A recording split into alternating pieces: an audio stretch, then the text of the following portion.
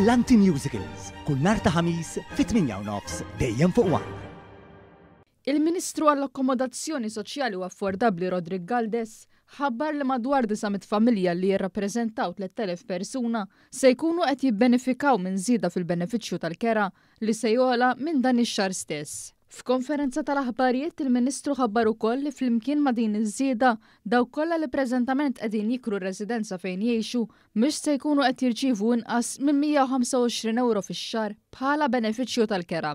Bit-titjib fil-benefiċċju persuna li qed tgħix waħedha se tara l-għajnuna titla' minn 3,600 euro għal 4,200 euro fis-sena, waqt li familja b'wild wieħed se tibda tieħu 5,400 euro minflok 4,800 euro u familja b'żewġ ulied jew aktar se tgawdi minn żieda ta' 1,000 euro u minn 5,000 euro se tibda tirċievi 6,000 euro. Il-Ministru Galdes fakkar kif din se tkun it-tieni żieda sostanzjali minn meta dan il-Gvern introduċa r-riforma fil-benefiċċju tal-kera fl-2019 u stqar kif se tkun qed tgħin lil-nies li jikru jgħixu ħajja aħjar u ta' kwalità wara li jħallsu l-kera. Mal-mikrofonu ta' One il-Ministru stqar li l-liġi tal-kera u r-riformi li qed isiru fis-settur iridu jibqgħu kontinwi u jsegwu mal-bidliet li qed iseħħu fl-ekonomija ta' madwarna. Llum ħabbarna wkoll żidiet oħrajn lil min jgħix fil-settur tal-kirjiet privati għaliex ċertu benefiċċji li qegħdin jingħataw bħalissa se jkunu awmentati b'ammont sostanzjali. Min pereżempju ħajħu 500 issa sussidju għajnuna fix-xahar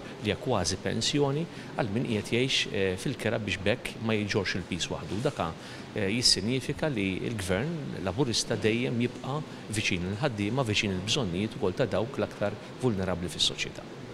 Min-naħa tiegħu il-kap eżekuttiv tal-Awtorità tad-Djar Matthew Zerafa stqar kif l-affordabilità u l-istabilità fis-suq tal-kera jimxu jitfit. Għall-konferenza tal-aħbarijiet kien preżenti wkoll is-Segretarju Permanenti Emanuel Bsajla.